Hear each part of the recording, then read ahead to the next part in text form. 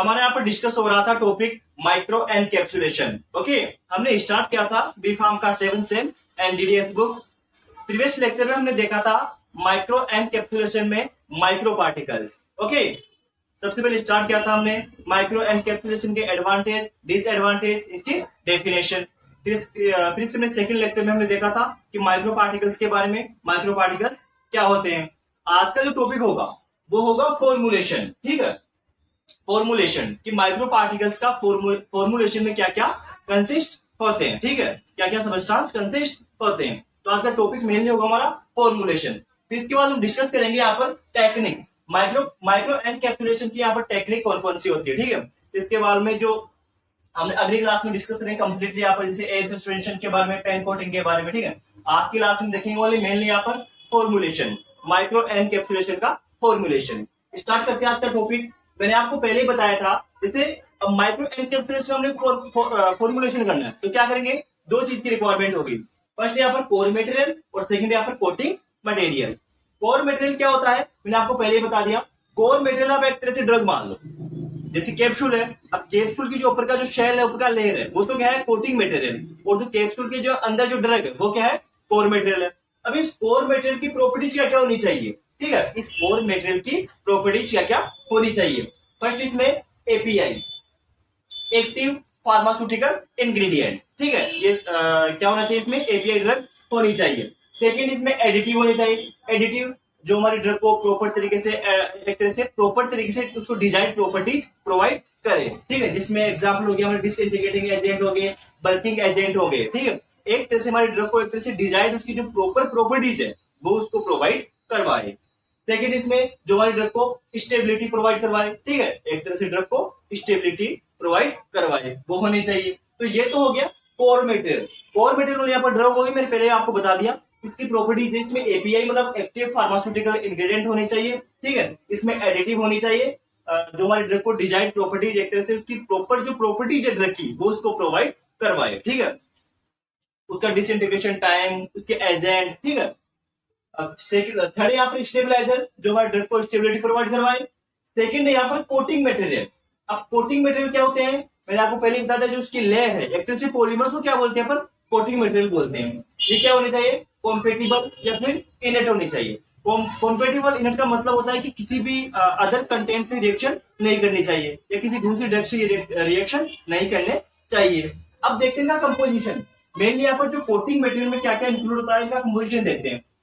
सबसे पहले देखते हैं इनर्ट पॉलीमर। इनर्ट पॉलीमर का मतलब होता है कि no chemical reaction with active drug, किसी भी ड्रग के साथ ही केमिकल रिएक्शन नहीं करनी चाहिए। या जैसे किसी कंटेनर में ड्रग आ रही है तो उस कंटेनर से ड्रग रिएक्ट नहीं होनी चाहिए। ठीक है, तो इनर्ट पॉलीमर।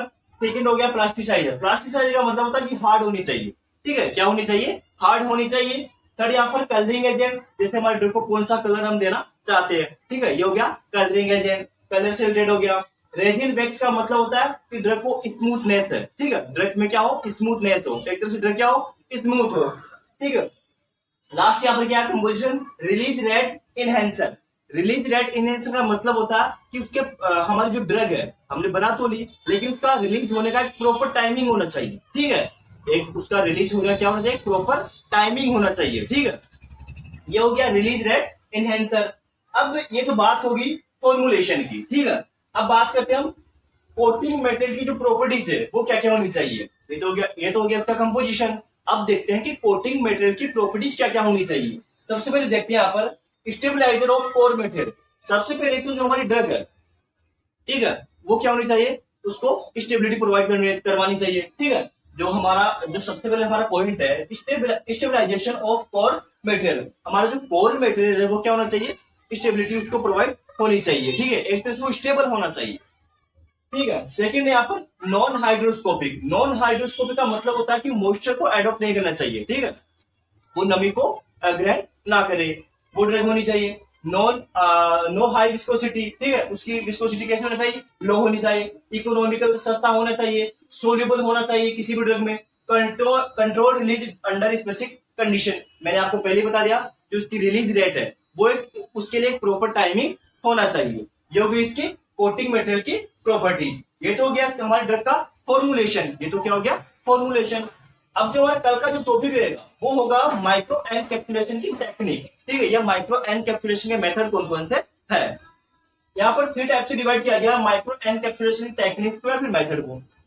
फर्स्ट है फिजिकल, सेकंड है फिजियोकेमिकल और थर्ड है केमिकल। ओके, फिजिकल में हम पढ़ेंगे यहाँ पर एयर सस्पेंशन के बारे में, सेकंड पेन कोटिंग के बारे में और थर्ड यहाँ पर स्प्रे ड्राइंग के बारे में, ठीक है। फर्स्ट पढ़ेंगे यहाँ पर air suspension, second pan coating और थर्ड यहाँ पर पढ़ेंगे स्प्रे ड्राइंग के बारे में।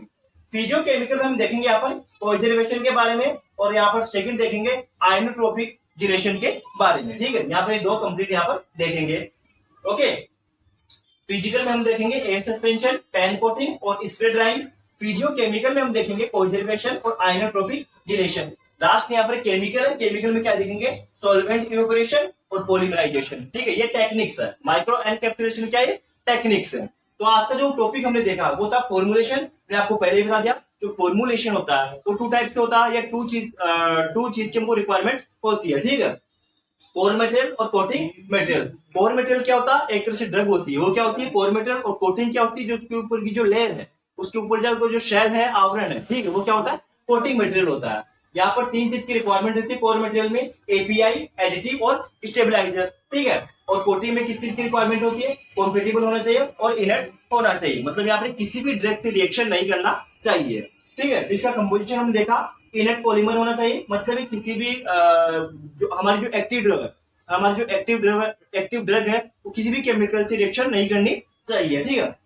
फिर हम देखा प्लास्टिसाइजर होना चाहिए, मतलब ये हार्ड होना चाहिए, ठीक है। कलरिंग एजेंट में हमने देखा ये कलर प्रोवाइड करवाते हैं, ठीक है। फिर हमने देखा रेजिन वैक्स, ये क्या होते हैं स्मूथनेस होते हैं। फिर हमने देखा release rate enhancer. Release rate enhancer का मतलब होता है कि इनकी रिलीज होने की जो टाइमिंग है वो एक तरह से प्रॉपर होनी चाहिए, ठीक है। फिर हमने देखा कोटिंग मटेरियल की जो प्रॉपर्टीज है वो क्या होनी चाहिए, स्टेबलाइजेशन ऑफ कोर मटेरियल। ये कोर मटेरियल को क्या करनी चाहिए, स्टेबिलिटी प्रोवाइड करवानी चाहिए, ठीक है। नॉन हाइड्रोस्कोपिक, ये एक तरह से जो हमारी नमी है, ठीक है, उसको ग्रहण नहीं करनी चाहिए, ठीक है। नो हाई विस्कोसिटी, इनकी विस्कोसिटी लो होनी चाहिए। इकोनॉमिकल, सस्ते होना चाहिए, सोल्यूबल होने चाहिए और control release under specific condition होनी चाहिए। ये हमने देख लिया माइक्रो एनकैप्सुलेशन टेक्निक, जो हम कल 1 बाय 1 स्टार्ट करेंगे। ओके, कोई क्वेश्चन हो तो आप कमेंट सेक्शन में कमेंट कर सकते हो। Okay, thank you.